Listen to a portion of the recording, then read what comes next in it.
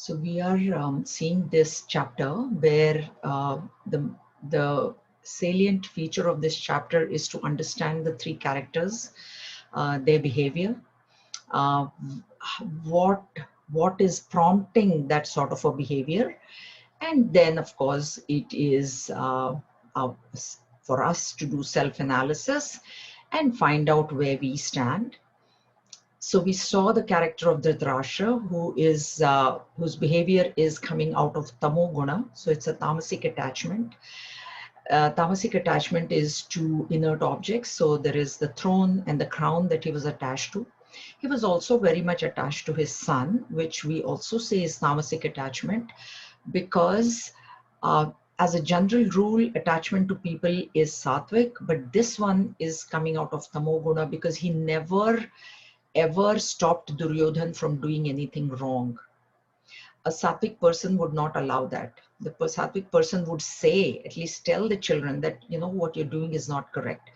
Dhritarashtra was the king. He could have actually avoided the entire war. He could have avoided just by one word, just one order, command, and he could have stopped the war. But he didn't. He allowed Duryodhan to do whatever that Duryodhan was doing. And if Duryodhan was doing correct, that was one thing, but he was doing all wrong. And therefore his attachment is very, very tamasic. The second one we see is Duryodhan, where the attachment is very rajasic. It is to prestige and power. So the words when he says that all these kings have come to lay down their life for me. The rajasic, that is the tendency of a rajasic person. He thinks that the whole world revolves around him. So everybody is working for him. Everybody is going to give their life for him. That sort of feelings he has. He speaks out of turn. And not only does he speak out of turn, but he speaks wrong. He insults his own guru. And then to make amends, he again starts off the list of his own warriors, starting with the Acharya, which was also not correct. So after all, and his thinking begins before Bhishmacharya has proclaimed the war. So when Bhishmacharya hears him talking all these things, finally he blows the conch. But what then happens is that it is officially now recorded that the Kauravas declared war against the Pandavas. Though the Pandavas were the hurt people, they were the ones that were insulted and done wrong too. So they should have been waging war, but the war was actually proclaimed by the Kauravas because Bhishma Pitama had blown his conch first. Then we see Sanjay describing the warriors on the Pandava side, because now Bhagwan enters the scene with Arjuna sitting in the chariot, and Bhagwan blows his conch first. We see Sanjay's bias towards the Pandavas in the fact that he's not only naming the warriors, but he's also naming their conches. A little bit extra description of the people whom we love. That's what Sanjay is doing. And we see that Bhagwan blows his conch, and then we see the thinking process beginning for Arjun. Not until Bhagwan blew his conch. That is the difference. Duryodhan started speaking before, Arjun started thinking and speaking after Bhagwan had blown his conch. The takeaway for us, we always remember, how do I know that Bhagwan has blown his conch in my heart or in my life or in my day, is just by us remembering him. That's it. Very, very simple. So if we can do that in the morning, then we have allowed him to be in our life. He's always there. Problem is we don't remember him. So we don't allow him to manifest, because by not remembering him, it's like we've ignored him, his presence, right? So if we can remember him, we will acknowledge his presence there, and that's all that is needed. Now Arjuna's behavior is coming out. So he says that please take my Arjuna Vacha, take my chariot in between the two armies. O Achyuta. Achyuta is the meaning of Achyuta is one who never falls. So Bhagwan's name is Achyuta because he never fell from his duties, his pristine position. Whatever he did, means he didn't do anything wrong ever. That is Achyuta. He never fell. So he says that I take my chariot in between the two armies so I can examine the armies. I told you that he also knew who was there. So there was really no reason for him to say that I want to see who has come. He's not saying I want to see those people who have come to lay their lives down for me. He's not saying that. He's saying I want to see those who have come to fight with me. Also, the other interpretation is when he asks the chariot to be taken to the in the middle of the two armies, means he's asking to look at both armies from the same place, because now he's in the middle, so he can see both armies. So an objective point of view. Takeaway for us is when we are in the situation, it is very difficult for us to think of a solution for that situation, because obviously if it's a happy situation and there's no problem, there's no need of thinking. When I say a situation, that means it's a problematic situation and I'm looking for some answers. If I'm in that situation, it will be difficult. So if I can take myself out of that situation and then look at that situation with an objective point of view.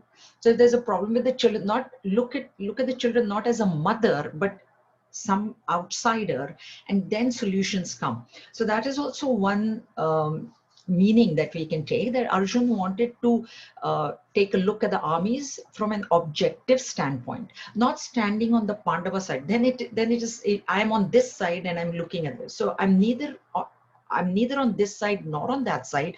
I'm in the middle, and now let me look at the armies. So that is where we were last time. Now in verse 23, I told you that when we succeed always in life, and that is what Arjun's position was, he had never lost a war in his life. So two things come about. One is arrogance, that, arrogance for performance, that, I've never lost. So many wars I've not lost. Why would I lose this one? Number one. Second is complacency, pramada, that is pramada, means you take things for granted. I've won so many wars, so what about another war? I will manage. So these are the two things that come about, and that is what Arjun is now manifesting. Yotsyamananaveksheham ya etetra samagataha dhartra rashtrasya durbuddhehe yuddhe priyachikirshavaha. For I desire to observe those who are assembled here for the fight, wishing to please in battle the evil-minded son of Dhritarashtra. Now the first line is okay. I desire to observe those who are assembled here for the fight, because I want to go in the middle of the armies. Like I told you, he said, I want to be in the middle, so I want to observe. But what was not correct and what Bhagwan doesn't like is when he called the children of Dhritarashtra evil-minded. This is the takeaway for us. What happens is, see, we are trying to develop sattva. Arjun already was a sattvic person. So when we develop sattva, and obviously then there are positive values within us, we start looking at other people and seeing the differences, and then we consider them as lower than us. That is what happens there. This is what's happening now. We know that Duryodhan was evil-minded. That is a fact. It's not like, and Arjun was a good person. That also we know. But when Arjun says they are evil-minded, what is happening is he is remaining evil-minded only. Is Duryodhan just going to change because Arjun said you're evil-minded, don't be? He's going to remain the same. What is happening is Arjun is falling. We fall from sattva into rajas. This is what we're going to see now. He started off with sattva, but he ends up in tamas. At the end of the chapter, he's in total tamas. So this is why also this spiritual path is considered very difficult. It's called a razor's edge. It's not because it's something difficult to achieve. What happens is we rise, and with great difficulty, going from tamas to rajas into sattva is not very easy, but we have put in the effort, we have risen. But the moment we start criticizing other people, we fall, and fall is easier than rise.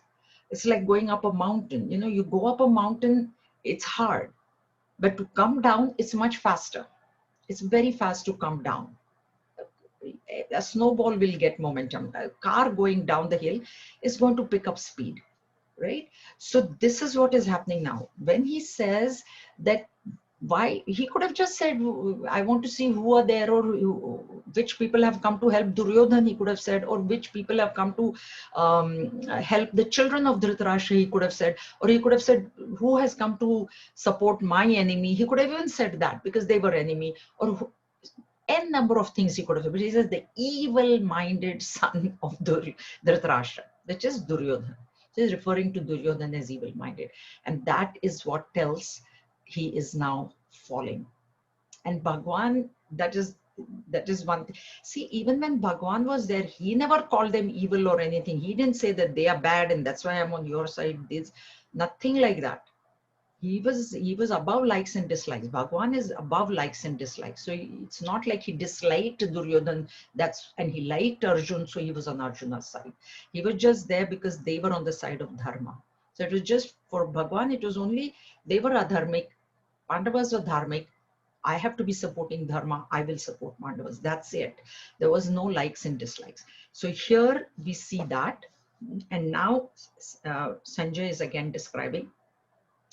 Sanjay Uvacha eva mukto rishikesho gudakeshena bharata senayorubhayor madhye stapayitva rathottamam. Sanjay said, thus addressed by Gudakesha, O Bharata, Rishikesha, having stationed that best of chariots between the two armies. So here two words are used. Rishikesha is referring to Bhagavan Shri Krishna. Gudakesha is referring to Arjuna. And Bharata here is actually referring to Dhritarashtra. He's addressing, thus addressed by Gudakesha, O Bharata. So O Bharata means he's telling Dhritarashtra, O king, because Bharata is from the dynasty. They were from the dynasty of Raja Bharat. So all of them were Bharat only, like Arjun, all Pandavas, Kauravas, they were all Bharat. So O Bharata, Rishikesha having stationed that best of chariots. So Rishikesha is, I told you Rishikesha has many meanings, short-haired one, curly-haired one, or the one who has controlled his senses. Gudakesha is a name given to Arjun because it is said that he had conquered his sleep. So he could go for days and weeks without sleeping and functioning at the same strength. Like we can also go without sleep maybe 1 or 2 days, but will we be able to function 100%? Maybe first day we might, but second day we can't. But Arjun, that was his prowess. Like he had controlled his sleep. So he could go without sleeping for days. And that's why he's called as Gudakesha. Gudakesha also means curly-haired one, but that is what it is. And now Bhagwan, because he's the charioteer, has been asked to take the chariot in between the two armies. And when Bhagwan took over the job of charioteer, he took it on fully. And that is also a takeaway for us. So it is said that Bhagwan Shri Krishna, at the end of the day, every day when the war ended, he would go back to their tent. He would, take the horses off the chariot, then wash them, then look at their injuries, if there were any injured, because that is the job of the charioteer. If we have a chauffeur, then he's supposed to be washing the car, keeping the car clean, that way. And Bhagwan did all that, fed the horses, and after that only he went and had his own bath and then food and all that. Because that was he could have said, nah, you think Yudhishthira wouldn't have appointed somebody else to look after the horses? Bhagwan could have said, okay, I've driven all day, I'm tired now, you get some. But no. So the takeaway is, when we take on it, before you take on any job, you think. Once you take on the job, you must do all the aspects that go with that job. This is what the takeaway. And then being the charioteer, is like he's your chauffeur. So you tell the chauffeur, take the car here or there, he has to. So therefore, Bhagwan has to obey Arjuna's orders, because Bhagwan himself said, I will be your charioteer. That's all I'll do. I will not pick up weapons or anything. I will be your charioteer. But when I agree to be your charioteer, then I have to follow your orders, and I have to also serve the horses, because that is the job of the charioteer. It is said that when in Sri Ram's birth, when Sri Ram took birth, because he took birth in the palace, he took birth as the son of a king, he never served the animals. See, he served all the rishis. He went and lived in the forest for 12 years. He protected all the rishis. He killed Ravana. He killed so many demons. He did all that.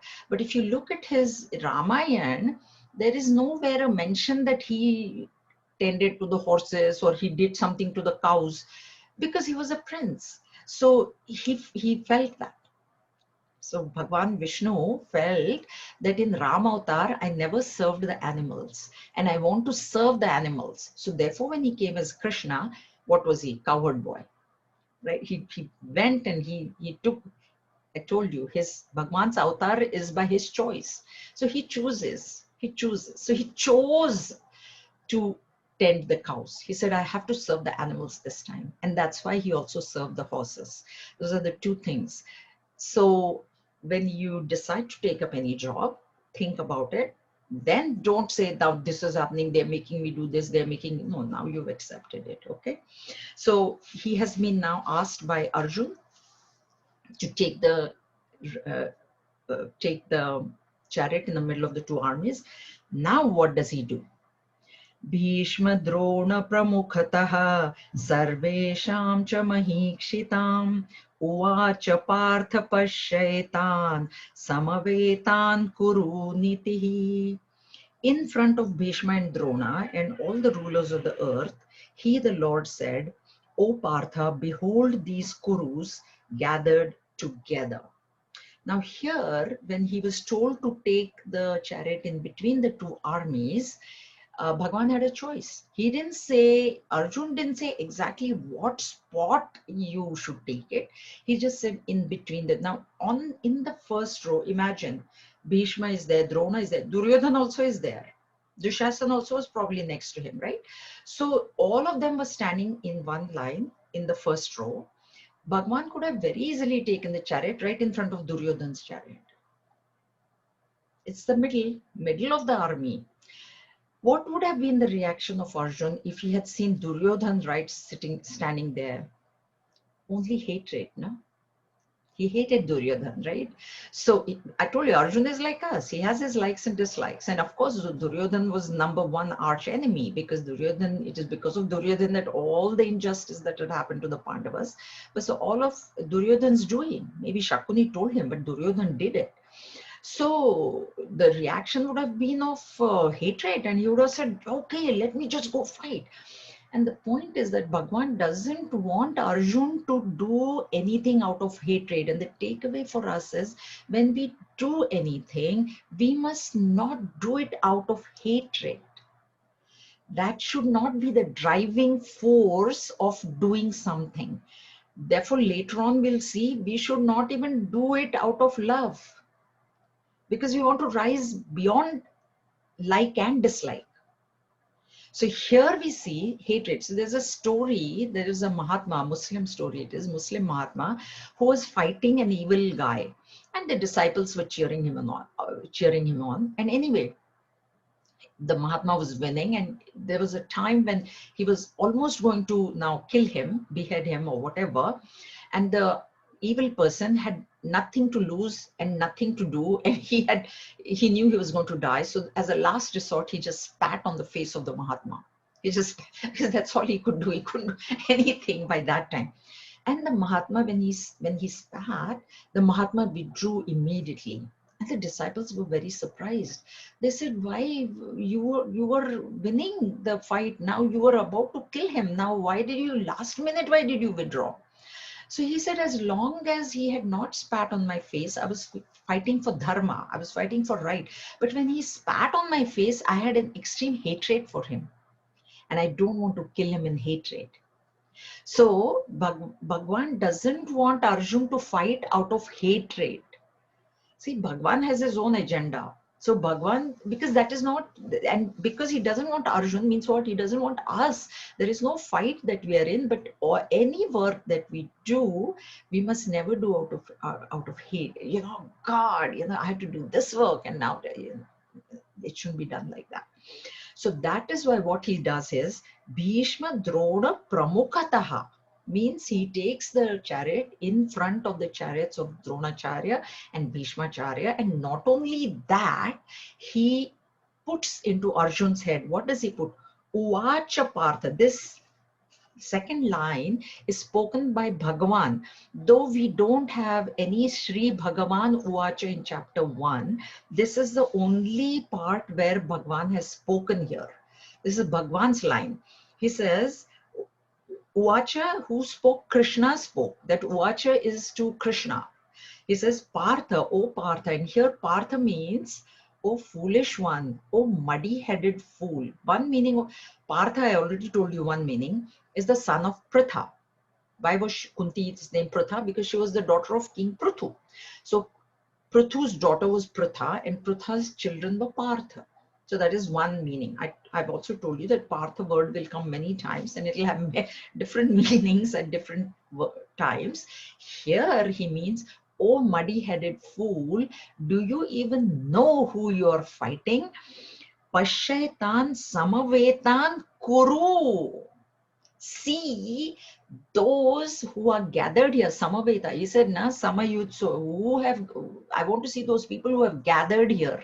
So Bhagavan is now pointing to him, do you know who has gathered here? It is Kurus. Kurus means what? Your own family, your own dynasty, your own people. It's not your enemy. Arjun, you have fought many, many enemies and you had no qualms about it. And you have won. But this is not a fight against enemies. This is a fight against your own people. This is the importance of that verse. Okay. Vacha Partha Pashaitan Samavetan Kuru. Kuru people are there. Kuru here means the dynasty, the Kaurava dynasty, which is Pandavas also a Kaurava dynasty only. They were all related. So it's your own family. It is not enemy. So this is what now Bhagwan has injected into his brain. Because he said, I want to see who have come to fight with me. It's your own family. This is what he said. Now what happens? Now what happens? See that seed he put, Bhagwan put, it's your people. Now Arjun's vision has suddenly changed. Instead of looking at them as enemy, now he's looking at them as family now. Because Bhagwan said, it's Kurus you're fighting. Bhagwan could have said, these are your enemies. Huh? Now these is people. Bhagwan doesn't say these are your enemies. Bhagwan is saying this is your family. So that's why now what happens is, Tatra Pashyastitan Parthaha Pitranatha Pitamahan Acharyan Matulan Bhartrun Putran Pautran Sakhinstata. The next two verses we take together. Shvashuran suradaschaiva senayorubhayorapi tan samiksha sakaunteyaha sarvan bandhunavasthitan. So what is happening now? Tatra, thereafter, then saw Partha stationed there in both the armies, fathers and grandfathers, teachers, maternal uncles, brothers, sons, grandsons, and friends too. He saw fathers-in-law and friends also in both the armies. The son of Kunti, seeing all these kinsmen thus standing arrayed, spoke thus sorrowfully, filled with deep pity. That is the last line. Kripaya paraya vishto vishidan abravi. So because Bhagwan said that look at the Kurus, what did Arjun start with? Take my chariot in between the two armies, because I want to see those who have come to help the evil-minded son of Dhritarashtra. So now Bhagwan is telling him, here are your own people, your own family. Now Arjun, instead of looking at them as an enemy, now he sees what? Stationed there, fathers and grandfathers, not his or not all his grandfathers, but yeah, his own grandfather is there. Plus there are other grandfathers, other fathers. Means he, see, now he's thinking, this is family. This is not enemy. This is my family only, because he knew all of them, right? So this is the vision that Bhagwan has given him, that it is easy to fight the enemy, but it is not easy to fight your own family. We see the surgeons are there, but when it comes to operating on their own children or their own family, they will actually get somebody else to do it. This is Satvik Mamata. This is what is coming up, right? So instead of seeing them as the Kauravas, an enemy, which he would have done if he was taken in front of Duryodhan, but now he's standing in front of his own grandfather, and Bhagwan already has told him, this is your family. So all he's seeing is family. He's not seeing enemy. He's not seeing that they are on the side of adharma. He's saying, it's my family that I have to fight. This is what. And then what happens to him? Krapaya paraya avishta. Avishta is overpowered by what? Krapaya paraya, extreme compassion. Now this extreme compassion is being described by Sanjay. And I already told you, Sanjay has a bias. So, when a person is behaving in any particular way, the one who has love and affection will name that emotion something else. And the one who doesn't like that person, or one who is objective about it, will name that emotion something else. So this krapaya paraya, this extreme compassion, is Sanjay's vision of Arjun. But what is Bhagwan's vision of Arjun? Bhagwan is standing objectively. Bhagwan is above likes and dislikes. So Bhagwan is looking at it as delusion. You understand? It's the same. He is now getting totally emotional, full of emotion, right? Extreme compassion. This is Sanjay saying that. Is it extreme compassion? Really? Bhagwan says, no, this is not compassion. This is now, he is not looking at them as enemy. His vision has completely changed. This is not true compassion. So this is how things change, because it's the person who is reporting, who is seeing the other person. And Arjun this is what is happening to Arjun. Now what Arjun says, Arjun Uvacha, okay, there is extreme compassion, self-pity, okay, because he is not seeing enemies, he's only seeing family. Arjuna Vacha Drashtavemam Swajanam Krishna Yuyutsum Samupasthitam. So this last line after 27 goes with the 28. They've broken it. I don't know, it's in the new edition, I'm sure it's the same way.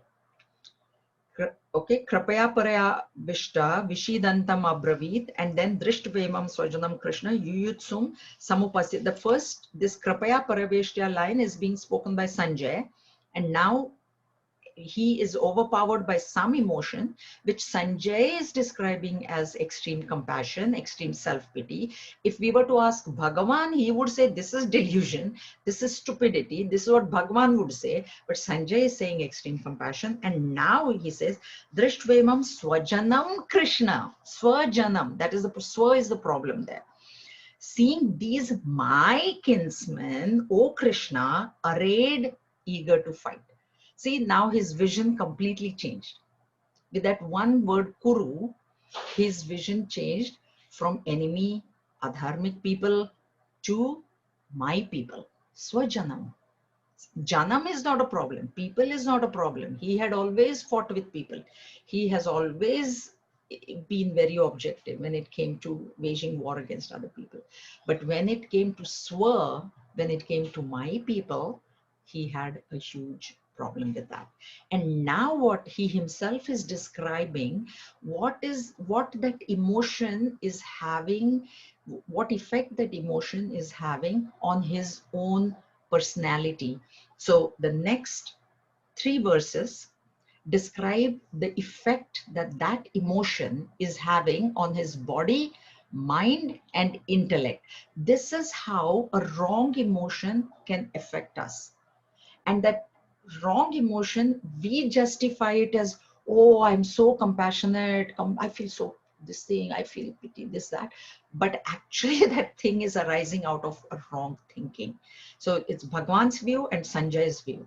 Because the reason we say that is Bhagwan is not saying, oh, we will see that. He doesn't say, oh, don't cry, Arjun. I understand what you're going through. Bhagwan is not saying that. Bhagwan will actually literally like slap him across the face for doing that. Right? So it's the thing. Now Arjun is describing his own condition. सीदन्ति मम गात्राणि मुखं च परिशुष्यति वेपतुश्च शरीरे मे रोमहर्षश्च जायते गाण्डीवं स्रंसते हस्तात् त्वक्चैव परिदह्यते न च शक्नोम्यवस्थातुं भ्रमतीव च मे मनः निमित्तानि च पश्यामि विपरीतानि केशव न च श्रेयोनुपश्यामि हत्वा स्वजनमाहवे. My limbs fail and my mouth is parched. My body quivers and my hair stands on end. This is the description of his body. What effect that emotion in the mind is having on the body. That's why Gurudev used to say, emotion is an ornament, but emotionalism is a scar on our personality because it makes us weak. It makes us weak. And this is what we'll see here now. So body, my limbs fail and mouth is going dry. Okay. And now he's shivering. He's a strong person. He's not a weak person, but now he's shivering. The Gandiva bow slips from my hand and my skin burns all over. I am also unable to stand and my mind is whirling around as it were. My mind is going in circles. So the first line is describing his body and the second line is describing his mind. So he doesn't even now have the energy to hold his bow, a bow which he was probably wielding since he was a teenager. Since his childhood, he was holding that bow, and he's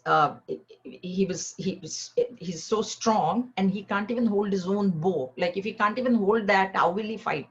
So this is the effect that emotion is having on him. And not only that, now at the level of the intellect, and I see adverse omens. Now suddenly he started seeing things. O Keshava, nor do I see any good from killing my kinsman in battle. My is the problem there. He had killed kinsman, but when it became my, this is Satvik Mamata. What is the difference between Satvik and Rajasic Mamata is that Satvik Mamata makes you weak. This is, see how weak he got suddenly. When we look at Dhritarashtra, did he become weak mentally? He didn't become weak. He was very cunning. This whole further portion that is coming in this chapter is Dhritarashtra's message to Arjuna. So he concocted that message in his mind and then he sent Sanjay saying, this message is from your uncle Dhritarashtra. It is not from King Dhritarashtra. And it started off saying, my children are bad. They don't listen to me. So he's manipulating. The tamasic mind becomes very manipulative because the attachment is so severe to these inert objects that I will do anything to hold on to those objects.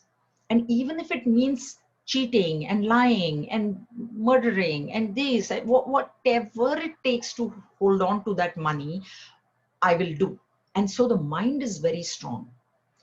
And with Rajasic also, mind is very strong. The mind, Duryodhan, did you see Duryodhan crying or anything? Even he knows Bhagwan is standing on the other side. He is not even worried that he will lose. He thinks he's going to win. So that is Rajas and Tamas will make the mind strong and Sattva will make it extremely weak. And then the Sattvic mind justifies.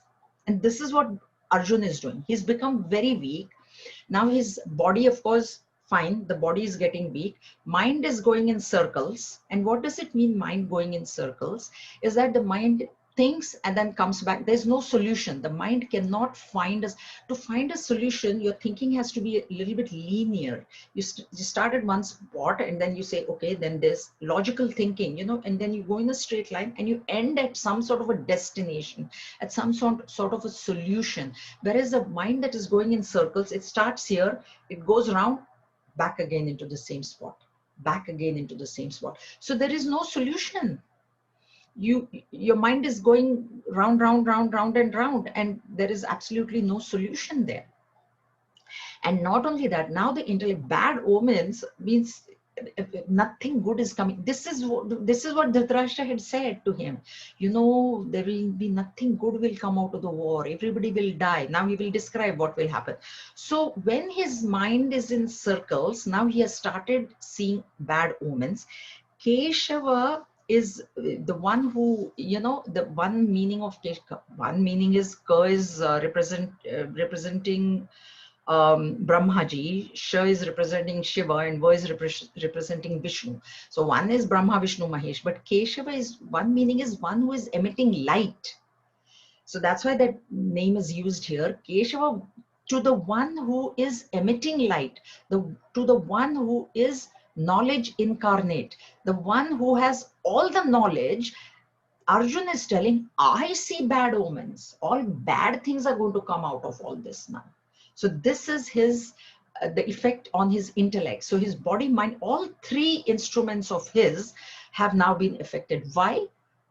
My people, I have to fight my, when we bring the my into our reactions, our transactions in the world, it's my child, my grandson, mind becomes weak. Then I start crying. But when it is somebody else's child or somebody else's grandson, then I'm not crying. I cry only when that my is it. And this is what's happening to it. Nacha Shreyo Anupashami. I do not see anything good coming out of this. The intellect has been now corrupted. The intellect is corrupted. Mind is going in circles. Intellect is corrupted. Body has become weak. How can a person ever function in the world with this sort of things happening to his body, mind, and intellect? Those are our instruments. Those are our instruments. We may not have any external, but I have the body, I have the mind, I have the intellect. All three have been affected because of what? Wrong thinking, not because of compassion. Even at our level, if we think that this sort of compassion is good, which is affecting the body, mind, and intellect, then is that type of compassion really good? And why is that type of compassion coming? Why has it come to Arjun? Because all of a sudden now he is seeing them as family. And why does he see them as family? Because he thinks he's the body. So that is the delusional thinking. This compassion has come out of delusion. That is what we need to know here. And this is the effect that it is now having on Arjun. Now this has happened to him. His mind is going in circles. Now he has made a decision. So mind is not thinking properly, but with that non-thinking mind, a decision has been taken. Now this is his decision. Nakangshe vijayam Krishna, nacharajam sukhani cha, kim no rajena govinda, kim bhogair jivitena va. For I desire not victory. He made a decision. Mind is going in circles. Now I don't want victory. No. Oh Krishna, nor kingdom, nor pleasures. I don't want all this. Of what avail is dominion to us, oh Govinda? You know, when you're emotional, you will say the name 3 times. 4 times in one line. So, okay, Krishna, why do I want victory? Govinda, why do I want the kingdom? Of what avail are pleasures or even life? See, in Sattvic, Mamata makes you a doormat. This is what's happening to him. He's become a total doormat. Come and walk over me, kill me, do me anything. My people I will not kill. And you think Bhagwan is going to allow all this nonsense?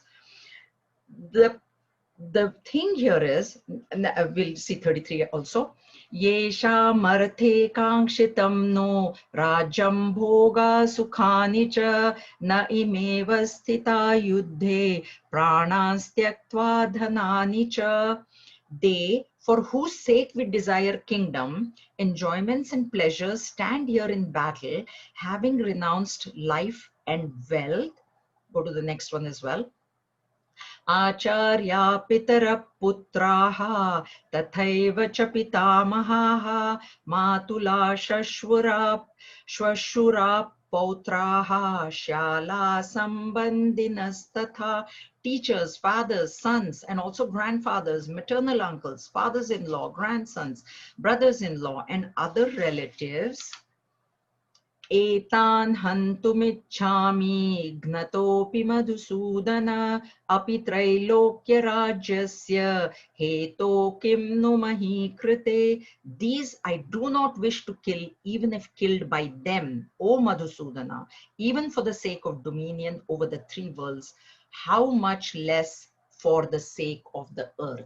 Now see, these, starting with 32, he has become a doormat.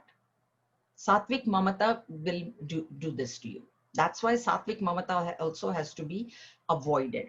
So he says, I do not desire kingdom. I do not desire victory. Okay. Point number one. Was the war being fought for kingdom? Even before the point is, he himself said, my mind is going in circles, and with that circling mind, he has taken a decision. First thing, that is the incorrect thing. So takeaway for us there is that when I am disturbed, see, I hear something, or there is a situation that comes in my life and I am disturbed, that is not the time to take a decision, any kind of decision. That's why, they say sleep over it. We have these words, right? We say, okay, let me sleep over it. Let me think about it. Let me get some other opinion. This is why, because when you cannot make a decision with a disturbed mind, how can you? Your mind has to be calm to make any kind of decision, maybe positive, maybe negative, whatever it is. Maybe it is a yes, maybe it is a no. No matter what decision it is, the mind has to be calm. The mind is not calm here. He himself has admitted that Brahmativa me manaha. Brahmati, my mind is, Brahmativa is running around, is not running in a one direction, is running in all directions. So it is this thing. So he says, I don't want the kingdom. The fight was for dharma. It was not for kingdom. That's why Bhagwan said, you are not fighting because Draupadi got derobed. No. And I am not on your side because Draupadi got derobed. No.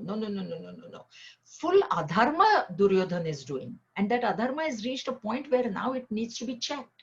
And then all the thinking had been done before the war. That's why Bhagwan had gone and asked for 5 villages. Even that was refused. So now it is a war. Now it is not for kingdom. So he says, Kim no, what will I do with the kingdom? And then he says, for whose sake? Are you desiring kingdom for the sake of Bhishmacharya and Drona? They were on their kind of deathbed only. So are you wanting the kingdom for them, or are you wanting the kingdom to establish dharma? You're not wanting kingdom for anything. You want to establish dharma. If Dhritarashtra would have been very dharmic, if Duryodhana would have been very good, they wouldn't even have fought this war. But they were adharmic. So when he says that for whose sake we desire kingdom, this is wrong thinking. You are not desiring kingdom for their sake, that they will enjoy.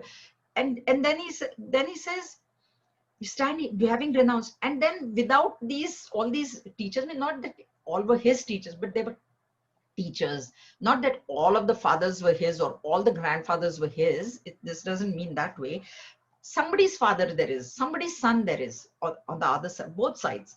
There'll be somebody's sons, there'll be somebody's grandson, somebody's grandfather, somebody's father. So all these relatives these are all these relatives that are standing. He doesn't say that these are these enemies. They're all the relatives. They're swajanam. Swa is the problematic word there. I don't want to kill my relatives. Arey Baba, you killed so many relatives in the past. Were they not relatives? The wars, in innumerable wars that you have won, he had won all the wars. Were those people not relatives of somebody or the other? Were they not? That time you looked upon them just as enemy. Now you look upon them as my family. So that's why he said, even if I get the three means heaven, earth, and hell. Even if I get all three kingdoms, it is not worth it. This is the effect of sattvic mamata on a person. So this is what he said. I do not. Sudana is, he's, one meaning of Madhusudana is the destroyer of this demon Madhu. It is said that this demon Madhu, he stole the four Vedas and he ran away.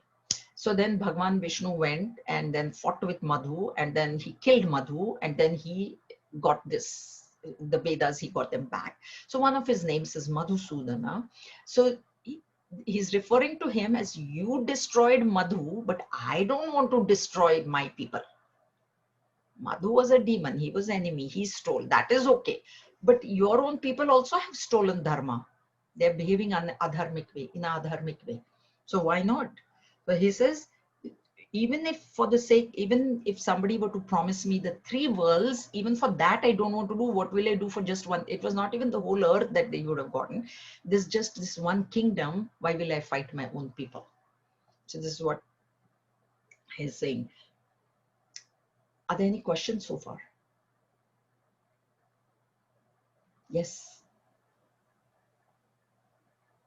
When you said sattvic mamta, oh sorry, had someone else asked you? That's okay. You can go first, then Shivram can go.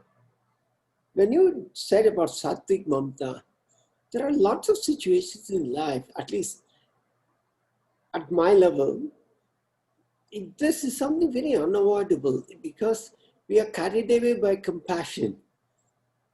You know, in families and relatives and everything, having retired from the corporate world, you know, the lots and n number of situations, you know, where you don't want to give a notice to a guy saying tomorrow you're not, we don't need you.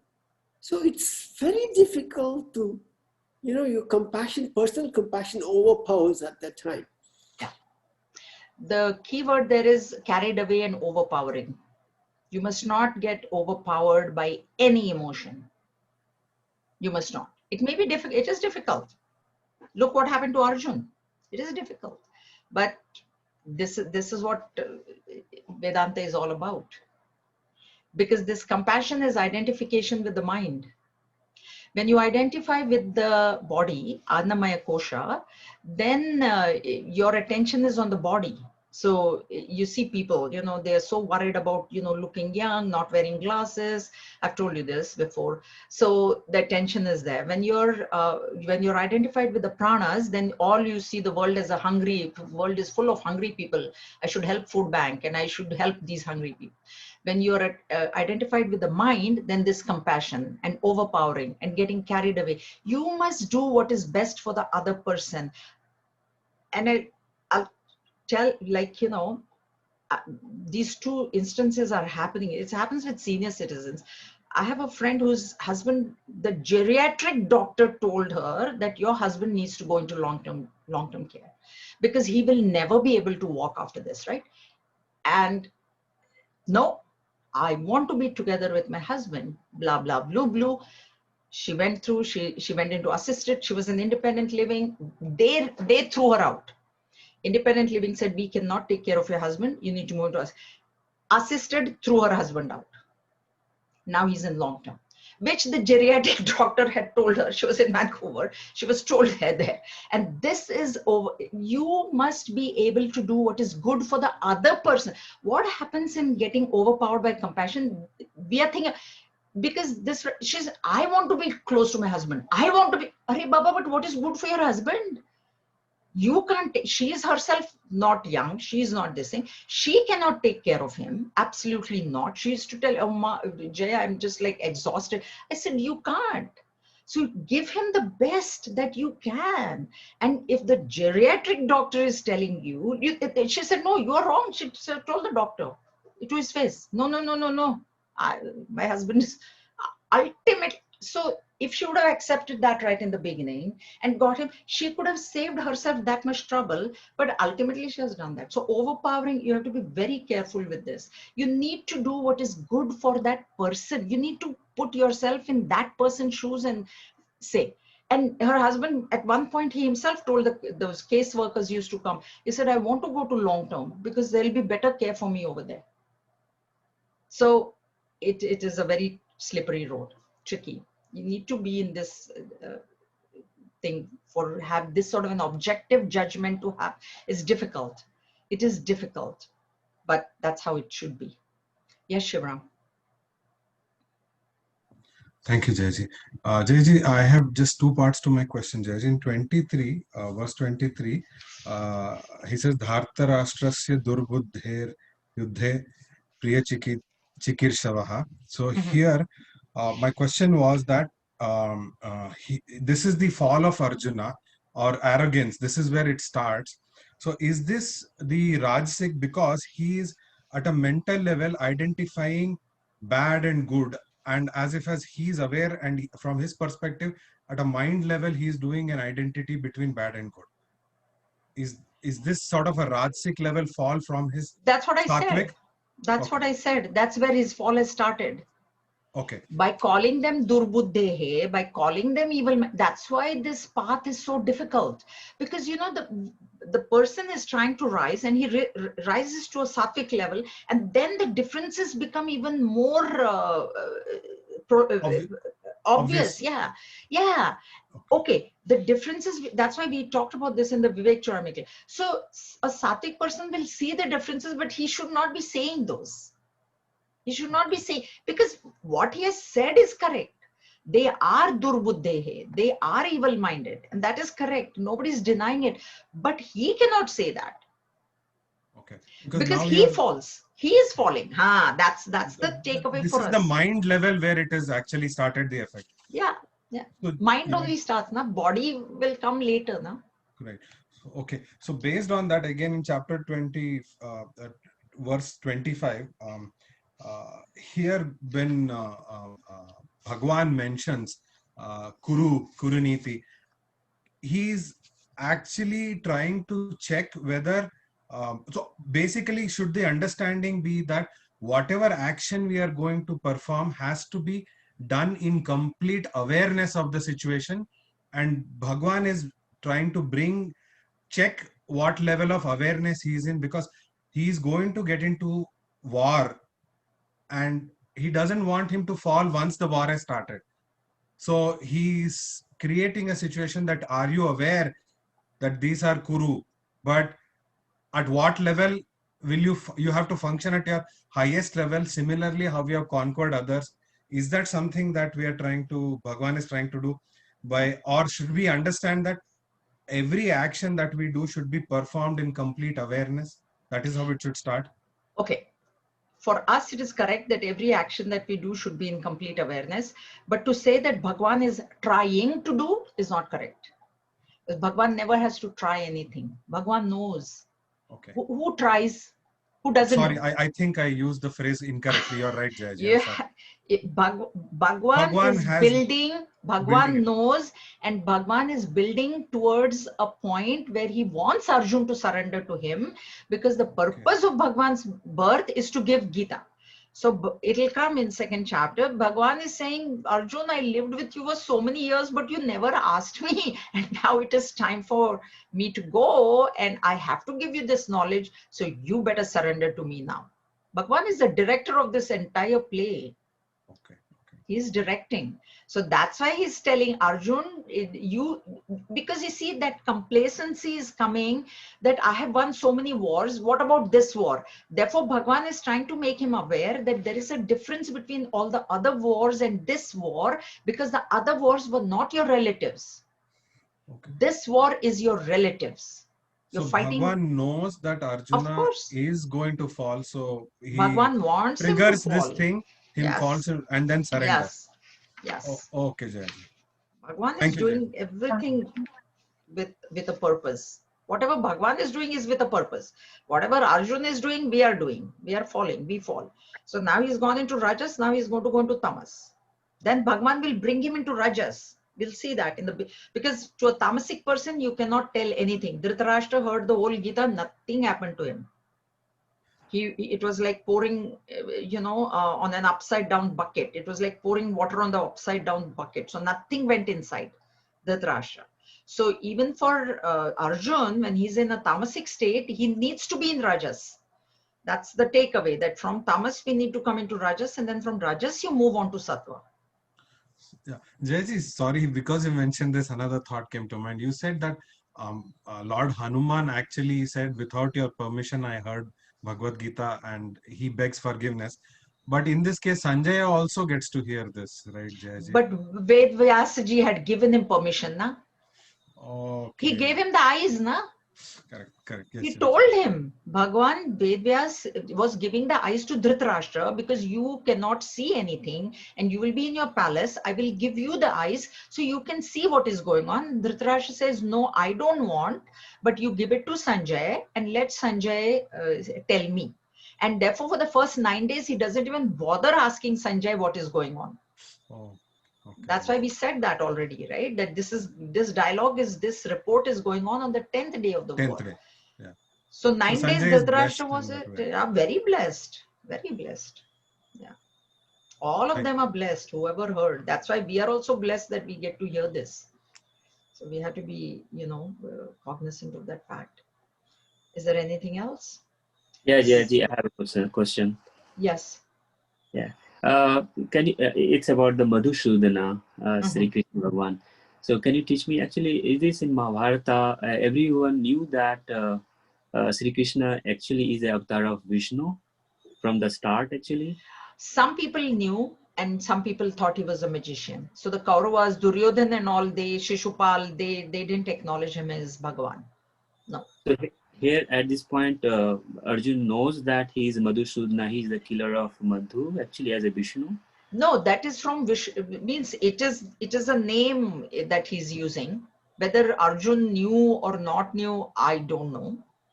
That is not relevant. We are just because this is a written report, but it's from Mahabharata, and these are the meanings that we know now. So what we do, we interpret. We are interpreting. We know that this is a name of Bhagwan Vishnu. We know why that name has been. There is another interpretation of Madhusudan also, which we will see. But this Madhusudana, we are interpreting it. So many times, like Keshava, Madhusudana, that. Every name will have some sort of interpretation which has been given by us. Us means the masters, the spiritual masters. Okay. Thank you, JJ, I had a question. Yeah. Coming back to verse 23, if you want to describe people who are actually doing evil, like how do you call them out without you falling down? I mean, you see them, they're doing bad things. Correct. In the modern world, you're saying? Yes, in the modern. Okay. One thing that should be understood is that the bad things that they're doing is a play of the gunas. They are not doing it, because your vision should be that they are the supreme reality also. Everybody is the supreme reality. Duryodhan also is the supreme reality. So you must know that these things are happening because of the push of their vasanas. Their vasanas are tamasic, so that's why laziness. So the manifestation of a tamasic vasana is the person will want to sleep all the time, will have I'll do it tomorrow, procrastination. And Rajasic will have a different manifestation. So you should know that this is the gunas that are playing and see how you can help them. So with a tamasic person, you have to give them some motivation. So if it's happening in your work life, in your this, then you say, you know what, you'll get a bonus if you complete this project on time. If you do, so some sort of material gain has to be given. A carrot, a motivation has to be given for bringing that person from tamas into sattva. Rajas. But your understanding should be that this person is not bad, but the vasanas that he has come with is what is doing this to him. but because of the spiritual knowledge. That knowledge even the ordinary people will not have.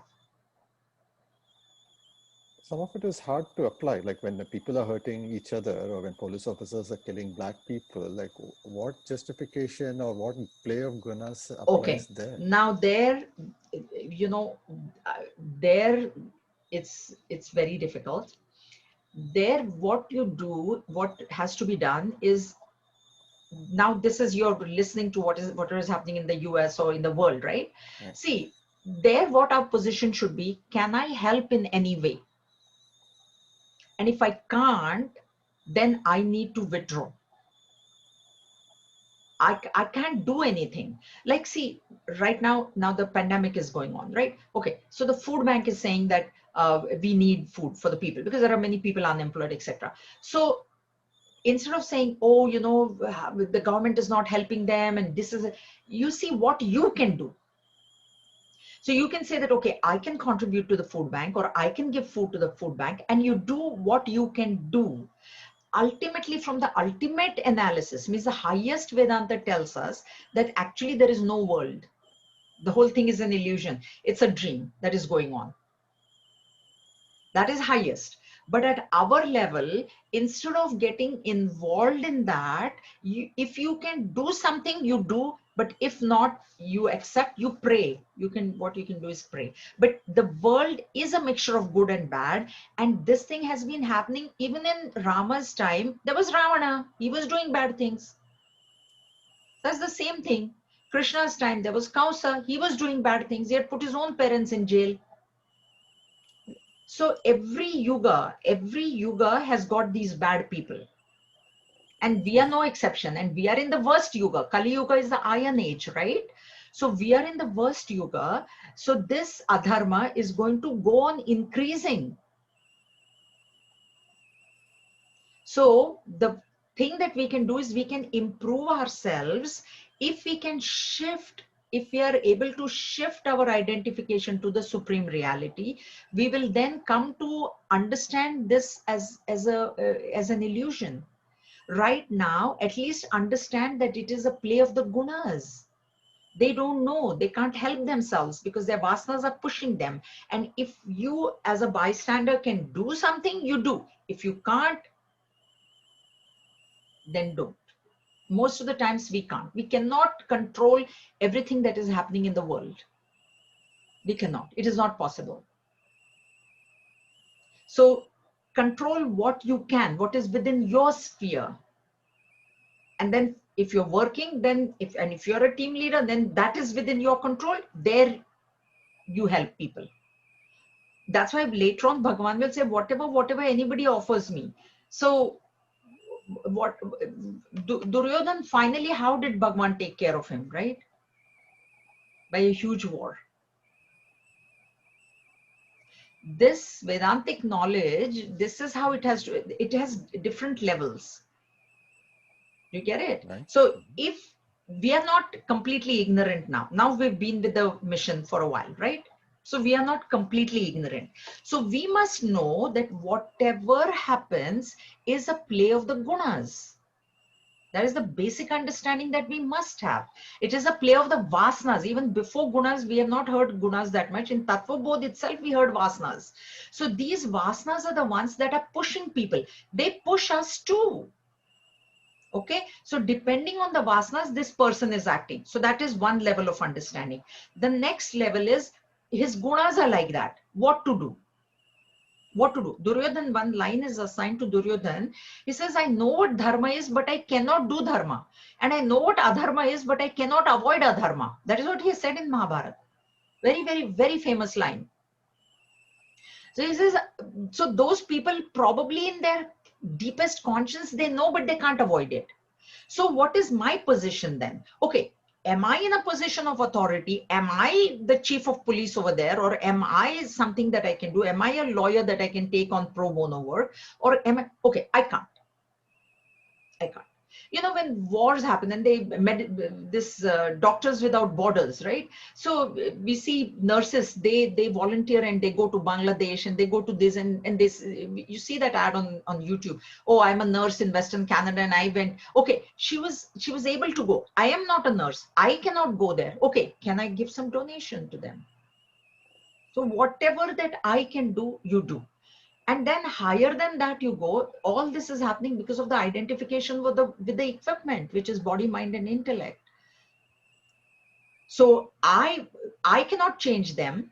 So I want to change myself. So what I do is I raise myself to sattvic level and to identification. And I mean, by some grace, if we can reach that identification with the supreme reality, like Raman Maharshi, then this whole world will appear as an illusion. It will not bother us. The very fact that the thought comes to our mind is because of our identification with the body. So, Jayaji, yeah.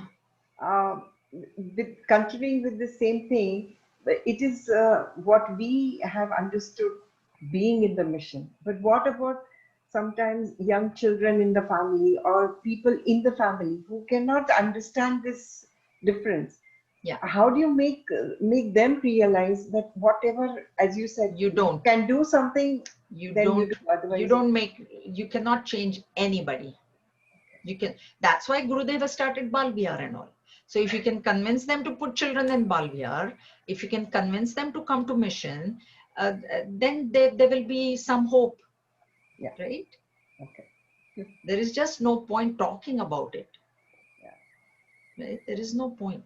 So these are the various standpoints. Vedanta gives you various standpoints, and you should never think that this knowledge I cannot apply. The basic you can apply is for the peace of your own mind. Own mind. Don't get disturbed. Don't get disturbed. Because there is usually so much discussion when such things happen in That's, the world yeah. and the news, and Yeah. they all Yeah. ask questions. Yes. So how to explain these questions? So Yeah. it's Well, difficult. these I told you these various levels. That's why for us, first we've been told, don't even get into a discussion. Don't get into an argument. Because if we tell them that this world is an illusion, they'll say you're mad. But at least intellectually we know that whatever is happening is happening in a big dream. So that's why now I not now, I don't know what it is. From my childhood, first my father used to tell me all the news. That much only I used to hear. I never saw. Then my husband used to tell me. And now I don't listen to the news. And if there's something that I want to know, I just ask my son, this thing, what is happening? Just tell me this. Now I'm only following the vaccine. COVID-19 and vaccine is what I'm following. Nothing else I'm following. Because that is now directly concerning me and all the other people. So whatever just directly concerns me, I follow. Otherwise, I don't listen to the news. I don't have BBC, CNN, nothing I have anymore. And I never get into discussions or arguments. And it becomes easy because I say, you know what, they think maybe I'm stupid. So I'm like, okay, that's fine. That's fine. I know you want to ask something about philosophy, you ask me, I can answer, but please, I cannot answer any political question. US politics, Canadian politics, this party, that party, Indian politics. People are so much interested in that. I don't take part anymore. Because at least intellectually, I'm totally convinced that everything is, and even this too shall pass. Everything will pass. Everything will pass. It has passed in the previous, it will pass now also. Okay.